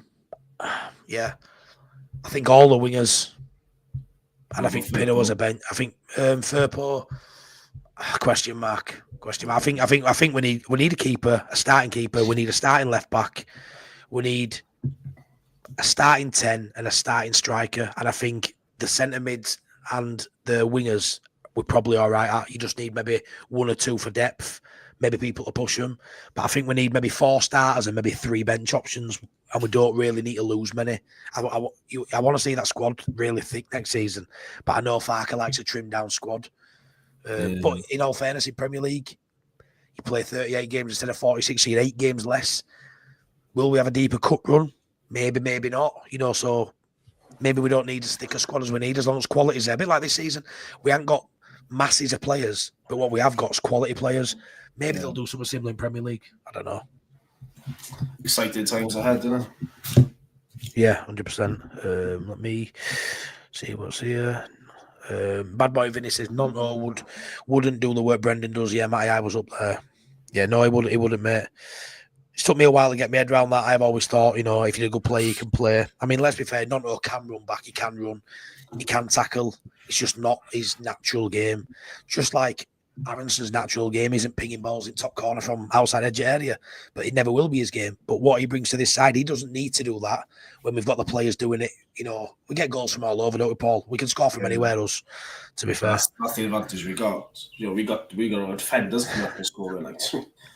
Yeah, no. Cheers, Danny. Melia next. Let's get Melia a goal. No, mate. Melia, I'm so happy with him where he is right now. I'm absolutely buzzing. I think he did really well yesterday. Like, he kept us in that game yesterday, didn't he? Like the first few minutes when that Ampadu issue happened. Yep. Like we did well. 100%, he did really well. If we get an increase in the fans and stadium size, what do we do with the South Stand? Michael, I don't know. Apparently we can't do no with South Stand, can we? I don't know if an option is to buy all those houses and shops behind it. I don't know. Do what Liverpool have done at Anfield, just buy rows of houses. But I couldn't tell you. I think that's the only stand we can't touch as it stands. It'll look quite strange, but I don't know. To be fair, I've not seen the actual plans of the stadium. Do you know actually one thing? Do you know when I first walked into the stadium and I was taking it in? I was taking in the scenery. Yeah. And then I was disturbed for 10 minutes because you were ringing me saying, turn around, I'm waving at you and I couldn't see you. And I'm not giving up. It's getting awkward now, Paul. Look, I'm waiting. I still couldn't see you. I thought I thought the stadium would be bigger inside. Did you? Higher and seating and stuff. Yeah. Well, you think other than the stand I'm in, the East stand, it's all just like single tiers, isn't it? So I can imagine when you watch it on TV. Yeah, I can see the pitch better. Do you know what I mean? Yeah, no, it's not like I assume it'll have that feeling when we upgrade it, and you're going to have the other two stands with a tier above. It's going to just be that south stand what you were on Cheesewedge. It's only going to be that stand you're in will just remain as it is because they can't build, because the house is behind currently as it stands. But you can imagine once they do that work, that east stand's going to be like it carries on all the way around in like two tiers. So it's going to be interesting to see if that improves the atmosphere. I actually think it's going to make it worse, if I'm honest. More people in there, but I think it's going to make it worse. I know what it's like at Edinburgh Stadium for rugby. It killed the atmosphere there, but as long as the lads are doing the business on the pitch, that'll bring the atmosphere, won't it? Blades, because the goal is to stay in the Prem and the Blades are crap and won't spend, I think Sunderland will kick on and spend in the Prem. Yeah, I agree. I think when you look at Burnley and you look at Sheffield United, they are your teams in the making. Up, down, up, down. They're not a Premier League side that are going to go there and be stable and build and be sustainable. You look at Leeds, with all the plans are in place to do that. You look at Sunderland, you can see they're a side that are going places. They've invested in young talent. Their academy is brilliant. They're not just going out there and buying lumps like Ashley Barnes to fill the gap, and John Joe Shelby like teams are. For me, if Sunderland go up, they'll make a go of it. And that's what I want. I want sides like that, to be challenging and doing well rather than just total lumps. Dr. Cox says, my dad's also called Paul, and I started watching Leeds because of him. I'm quite jealous the people have got, because I ain't got any connections like that for Leeds United, really. It's all just off my own back, but I'm making sure I pass it down to my kids. My kids know the truth. I'm starting that trend. Didn't you say before your father started watching them? Or is he watching your lives? Well, my real dad, he's never watched a game. He's not even into football. He's from Newcastle. He's a Geordie. He's lived in Leeds like 40 years, but he still sounds proper Geordie. He's not bothered about sport at all. He used to be a bodybuilder, competing bodybuilder, 6'6", my real dad. Only sport he was interested in were like bodybuilding and gym. Don't like sport. My stepdad, who's raised me really the last like 28 years, he never liked football or liked rugby. Bielsa made him fall in love, and that's who were there yesterday. That was my stepdad with my brother. So he started going since Bielsa, on and off. He only goes to maybe 3 or 4 games a season, but he hated football when I was a kid. Hated it. Now all of a sudden he enjoys going. So it's a bit of a bizarre one for me, because never come and watch me play football at school. We're never asked about it. Now all of a sudden he's loving Leeds United. I'm like, where's this come from? But this is what Bielsa did. What was the name of that documentary? Sorry, because I want to watch it. What was the documentary you said? Take us home. Take us home. Take us home. Russell Crowe narrates it, mate. Russell Crowe. Does it? You know he's a Leeds fan. Yeah. He narrates the whole thing, but obviously the first season he just ends in heartache. Obviously, the second season's class, and it's obviously got all COVID and stuff, and it's really interesting, especially when you watch it now, like 3 or 4 years on. Yeah. It's brilliant. Yeah, get it watched. Stevie says here, I was far out. We have seen the best turnaround, and I love it. I absolutely love it, Stevie, that you admit that now when you come out and you say, you're happy with Farker because you were very vocal on not enjoying the football, not enjoying the style, which everyone's entitled to an opinion. But I love how you come out now and you say, nah, I'm enjoying it now. We're top of league and we're doing well, and fair play to you, my friend. Michael Gott says, I first watched Leeds in the 70s. Honestly, the Riviera and the Wilco side. Then I lost touch for a while coming back in when Bielsa came on board. Always looked out for the results. So yeah, Michael, it's one of them, innit, mate? Bielsa made a lot of people fall back in love with club, didn't they? After years and years of just, you always look out for clubs, but some, it don't make you less of a fan. I mean, let's be fair. How many people stopped going when we were in League One? We still had massive attendance, but we weren't 36,000. I mean, we closed until Bielsa came. That top stand that I sit in, Paul, until Bielsa came back, that were closed. Empty for years and years. Yeah, because we weren't filling the stadium, so there was no point in stewarding and stuff up there. So that until Bielsa come, that top tee were all empty for I don't know how many years. Someone might be able to tell me. It might have been 5 years. I ain't got a clue, to be honest. But it were closed for years, and he brought that back because people started wanting to come, more interest. But we always had a good fan base. Even in League One, we were still getting, 18, 19, 20,000. It was still massive. But obviously, we did have years where people weren't asked because, not being funny, when the lads aren't showing no willing. Why are you spending your money? You know, and very poor, very poor. Yorkshire Regiment CR81 Bravo team giving covering fire. Alpha team get ready to move. Big up Matty. One's energy and emotion. Honestly, I've had so many comments for that today. I don't know if you've watched my vlog from last night, mate, but the comments I get on it, the comments I'm getting are just, you know me, I lose my head. I absolutely lose my head. It's just pure passion. And I lost my absolute shit when we scored them goals. And the amount of people that message me saying it's their passion, and, you know, that's why we really like your channel. And that means a lot, because it's people, you know, liking your character and liking your personality. Because I don't think I know a lot about football, really. I'm honest. I just chat shit, mate. But people like it, and, you know, you're same. You know, you're really big on TikTok. I think you've got what 50,000 followers on TikTok, and you're not doing no special. You're just being yourself. You just chirpy, having a laugh. You know, talking about experiences and just telling your stories. We your wit and your humour. And how good is it when people like you for just your personality? It's a brilliant thing. Yeah. It's a brilliant thing, pal.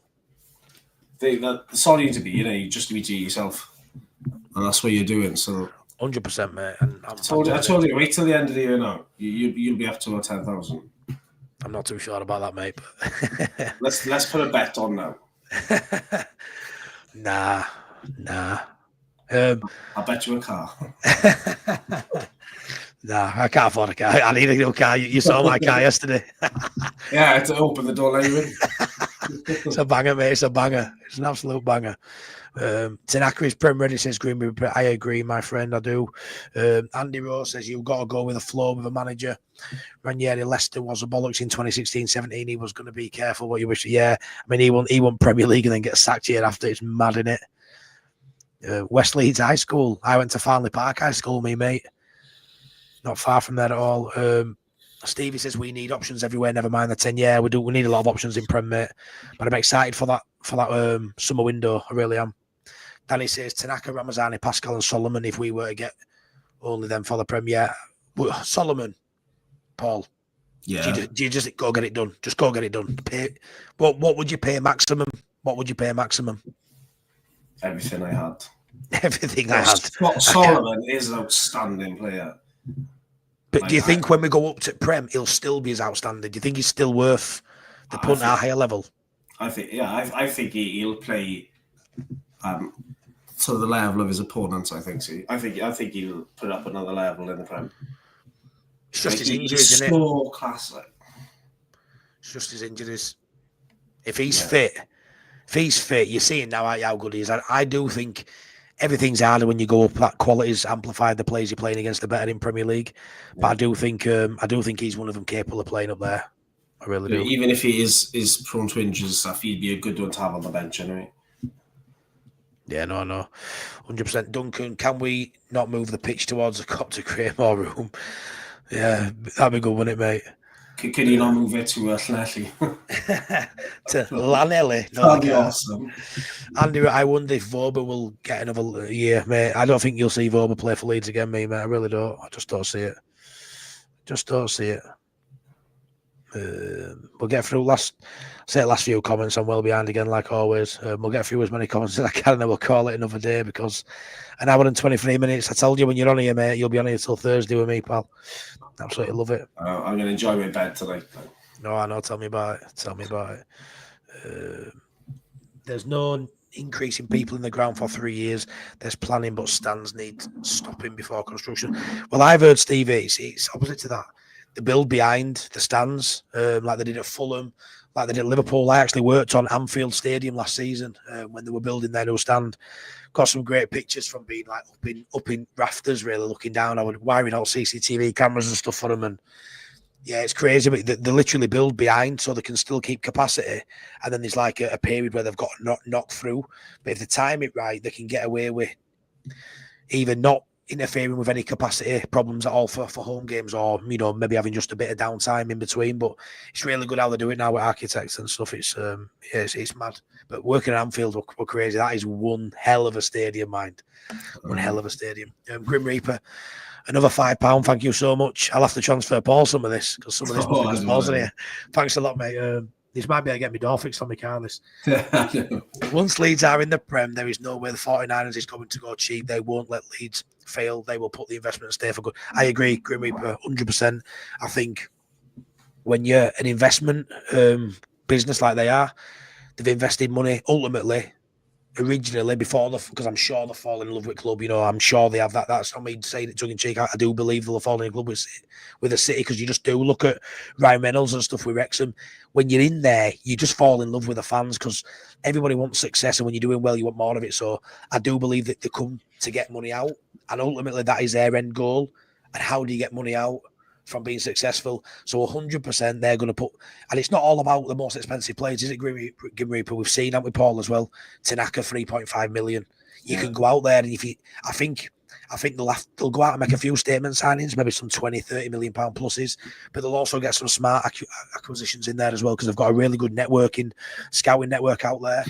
I expect us to smash 100 million. I do, because I think we're going to need 6 or 7.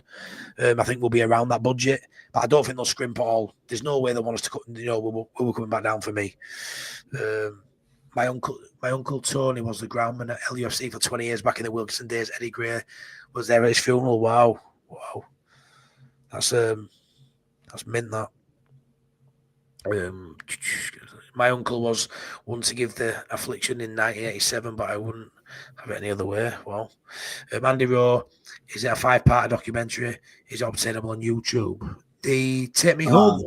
Bielsa, I think it's all about. Yeah. It's on Amazon Prime, didn't it? It's on Amazon Prime, but I would have thought it probably is on YouTube now. It's been a few years, hasn't it? Danny says, I remember when the cheese wedge was for the away fans. Yeah, where you were yesterday, mate. It used to be for the away fans. There's already approval for the ground to be rebuilt, but it will come at a cost. I expect a massive surge in season ticket prices. Mate, I'm 22,000 for season ticket list, so I've never got to worry about that. Andy Rowe says, no doubt Bielsa, the man, reinvigorated Leeds, but I can't help. His legacy is slightly tainted with what we've been told since. What about Bielsa? Why? What have you heard? Fill me in. No, it's tarnished. That guy's memory on my looking in behind me. All my kids think he's my granddad, so I just go along with it. Honestly, Matty, it's because you can talk a good game of football. I don't know if I can, mate, but I'm just myself, aren't I don't know how good. You know what? I get quite inferior when I think of other people on YouTube scene, because, like, you listen to Lockie and he knows game inside out. Joe knows game inside out. Joe has just got better and better as years have gone on. And he's so good at talking about it. So I don't know, but for 4.5 months in, I think I'm doing pretty well. I'm buzzing. Danny says, if Matty gets to 10k by the end of the year, I'll do a short in a mankini. Everyone get subscribing. Tell your friends. Let's get it around there. I'll get some posters made up. We'll get them spread around Leeds. Danny's in a mankini. Oh, my word. Oh, my word. Yes. I said that yes, like I was like really happy for that when really I shouldn't be. No, Michael remember going to the old Derby baseball ground in the 70s, and the Leeds fans were taking the burger bar apart at the back, passing around the board and to the front. I can only imagine the away days you used to have back in day with Leeds. What's the fascination with the chip beer? With what? The chip beer. What, over the road or just in general? Yeah, the one over the road from our road. Everybody was queuing there for miles. Yeah. Every other food stand was just empty. It's just a really good chippy. I don't know what to tell you. It's just really good chippy. Yeah, it's just a really good chippy, mate. I'll try next time. Really good chippy. I don't know what yours are like in Wales, but yeah, it's a right up there. Right up there. One or two good ones. Wayne Dawson, I went to Matthew Murray High School. Oof. I remember playing against Matthew Murray, right? Listen to this, right? So we played football for Farley Park High School, played against Matthew Murray. And one of my best mates at school was called Kyle O'Reilly.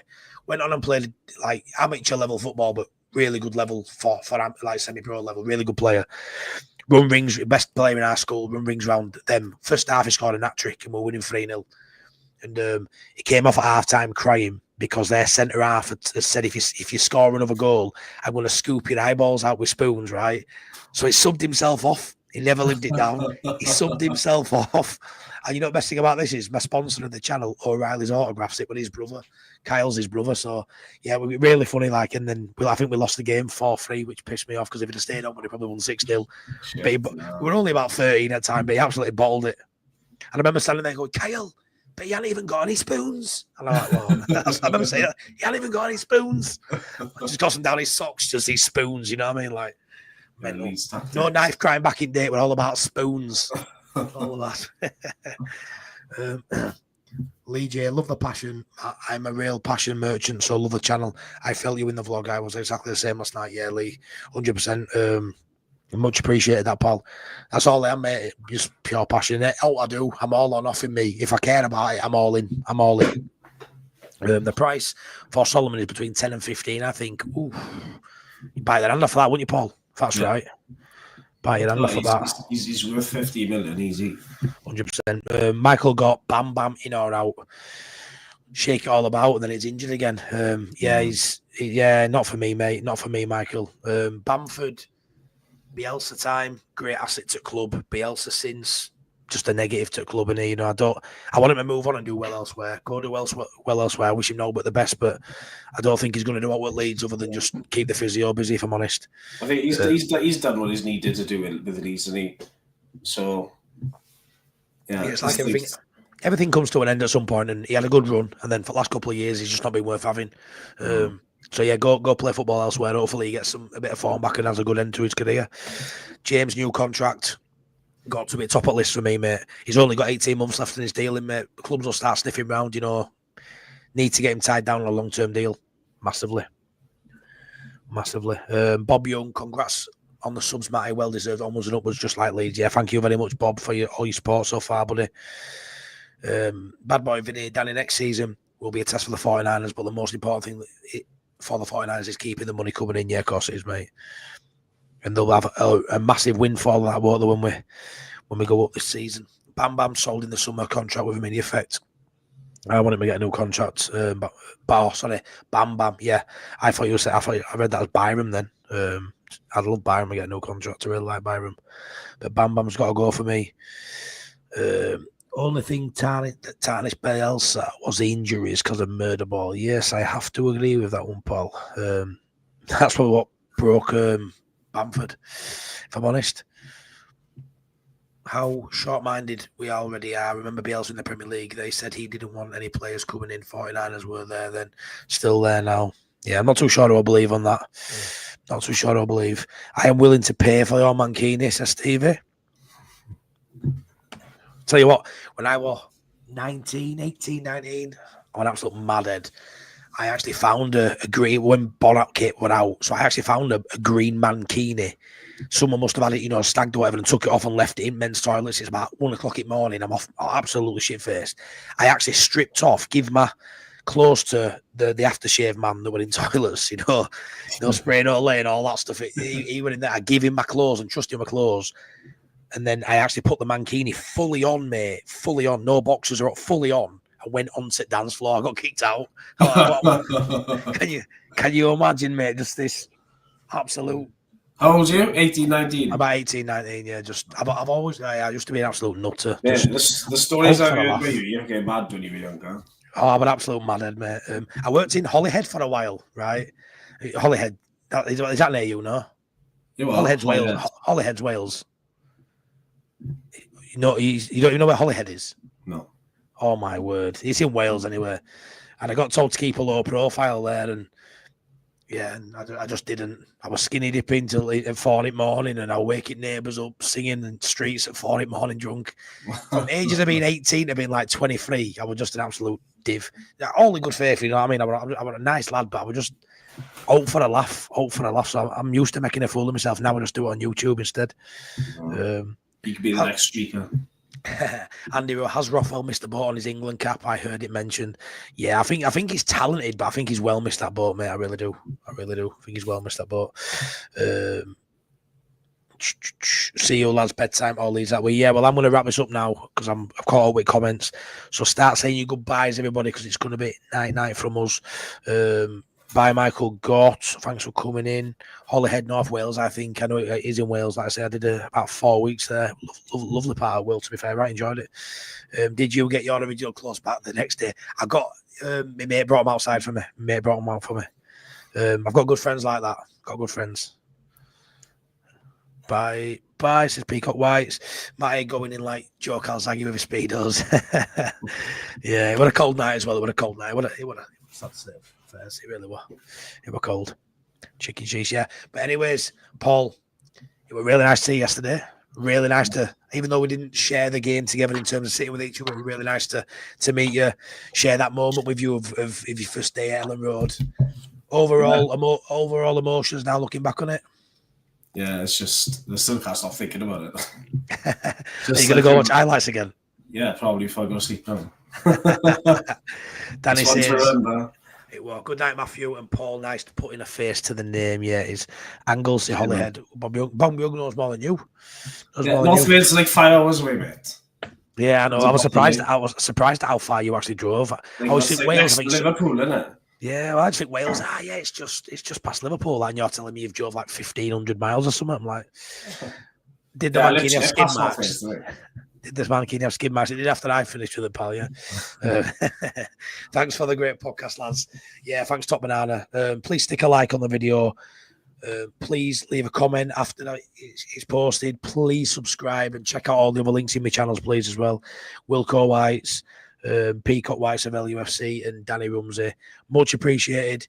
I will be back for a probably opposition preview. I'm hoping for the Sheffield United game. I need to get an opposition fan to agree to come on my channel, to be fair, but it's quite hard getting the blunts to do anything with because there isn't that many of them, and the people that are there for some reason don't reply to my messages. So do you speak to Connor? No, no, I haven't spoken to Connor, no. Because he's got a regular He has, mate, yeah. Because they've only got about 3 or 4 people who do it. Sheffield United, they haven't got many, mate, yeah. I tried to get Hal, who is on Joe's show quite a lot for Yorkshire Rivals, but Hal's, I think, he's having an operation, so Joe said, he ain't doing it for the next month or so. It's like, okay. So, yeah, I've had a look around many. So, unfortunately, I probably won't get an opposition preview because I think they're really good. I think it's good to get, like I did with Sunderland fan Wayne. I think it's good to get them on and have a chat.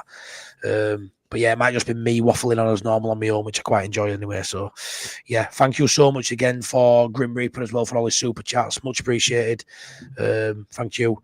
Matty, and Friday night, you're back, and yes, I am, but I wanted to do an opposition preview on Thursday, you see, that's why I didn't mention that, but yeah, Friday, obviously, back for Late Night Leeds. I was hoping I can get a video in before that, so we will see, but yeah, definitely Late Night Leeds on Friday with Adam and Sean, but take care, everyone. Tezza, thank you. Matty, I'll have a word with Joe about Hal. I already have, mate, and he said no, because he's having an operation. Good live night. I wouldn't mind coming on. Well, I'll be doing a subscriber show soon, Wayne, as well. So you come on there and then we'll chat afterwards, pal, if that's all right. But we'll be doing a subscriber show probably next week. So make sure you stick around for that. But anyway, take care, everybody. Thank you so much. Cheers. Peace out.